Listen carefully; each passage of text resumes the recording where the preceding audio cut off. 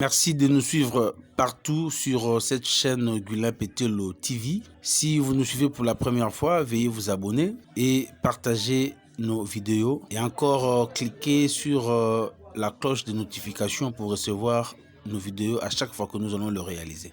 Les autorités du Congo central et ou de la République démocratique du Congo doivent savoir que tout est à leur honneur de critiquer leurs actions, le réveillant ainsi et les aider à s'améliorer. Au Congo central, un gouvernement de 24 membres, gouverneurs et vice y compris, continue de susciter des interrogations. Est-il dicté par un souci d'efficacité au regard de la constitution du pays, notamment en des articles 203 et 204, le plus avisé aurait été de fusionner les compétences concurrentes et celles exclusives des provinces afin d'en comprimer le département en 10 ministères. 22 ministères, à quoi a pensé Gubandu.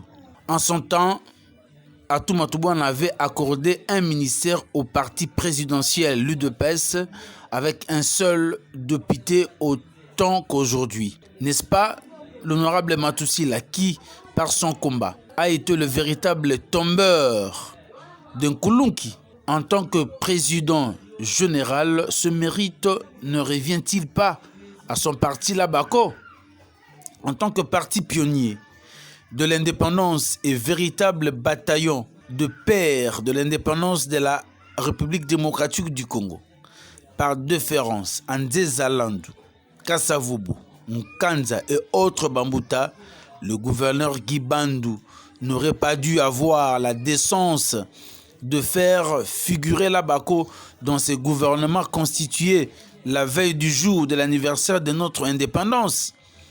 Sans Matoussila, nul doute qu'il n'y aurait pas eu ces élections dans le Congo central.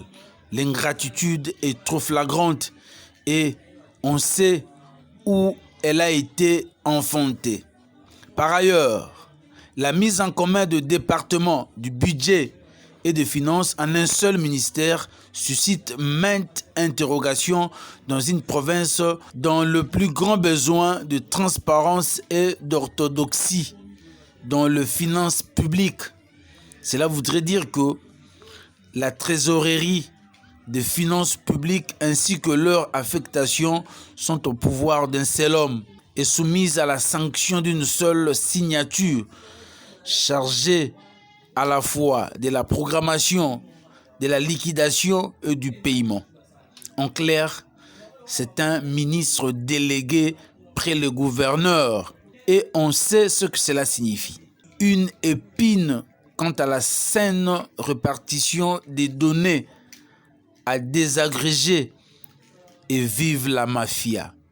Sur quelle assemblée et quel député compter pour garantir un contrôle parlementaire efficient pourvu qu'il ne soit pas acheté à l'avance? Au point, les compétences des provinces, l'enseignement maternel, primaire, secondaire et professionnel figurent bien parmi les compétences exclusives des provinces.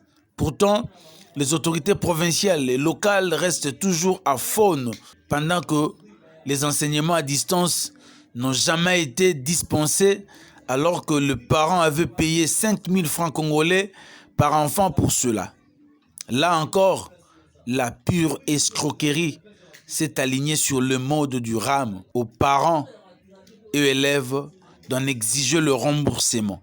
La vente des terres au Congo central, c'est l'un des défis du gouvernement Guibandu. Des villages entiers y passent. Une prédation accrue avec la complicité des tribunaux conservateurs. Ce schéma fait disparaître des villages entiers, procède certainement d'une intelligence pour faire disparaître la culture Congo, ses valeurs, son histoire, ainsi que le peuple Congo lui-même.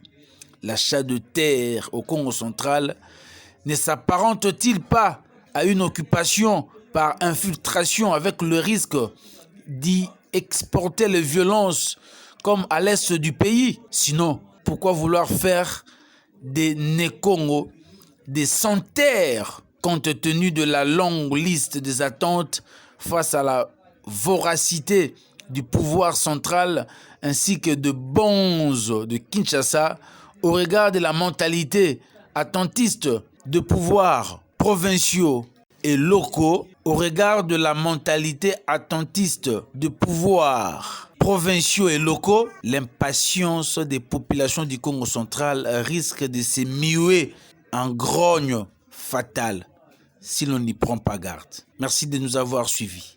À la prochaine vidéo.